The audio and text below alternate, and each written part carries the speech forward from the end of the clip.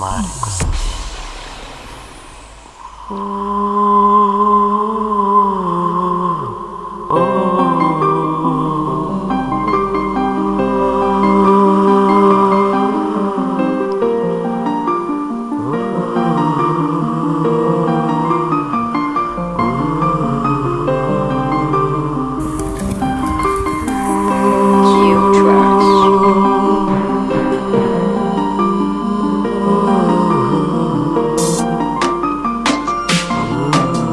Viața fără tine, știi, aproape m-a distrus. M-am gândit să fie bine, dar uite-te la ce-am ajuns. M-am gândit mereu la tine, m-am gândit puțin la mine. Poate că așa va fi mai bine să fiu departe de tine. Stau întins în pat, îți văd poza ta în față, amintirile rămân, dar viața amulează. Niciodată nu ai fost acolo ca să mă ridici când am avut nevoie, nu ca să mă minți. Ai furat lumina de pe cer în privirea ta, o privire călduroasă ce mereu mai acum îmi provoacă amăgiri și durere. Ți-am dat încrederea, dar degeaba fără rost. Am înfrâns totul, diferit de tot ce a fost. Am încercat de răspuns și am ajuns așa departe, dar în final nu mai contează.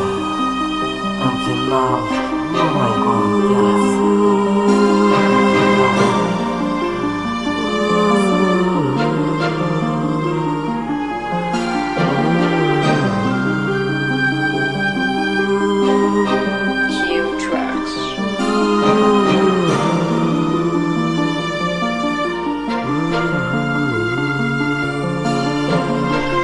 S-a pierdut într-un simplu întuneric, amintirile s-au dus. Trebuie să fiu puternic când am rupt poza ta.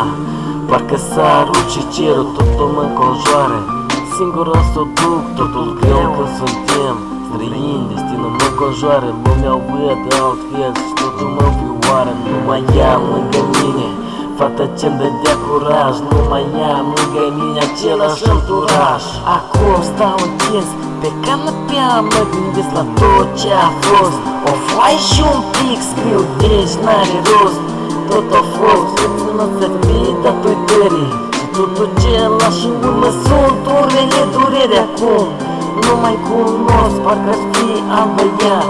Ținut totul mine, poate n-ai remarcat și știi că am iubit, n-ai meritat. Tot acum e scump, uite ce s-a întâmplat acum.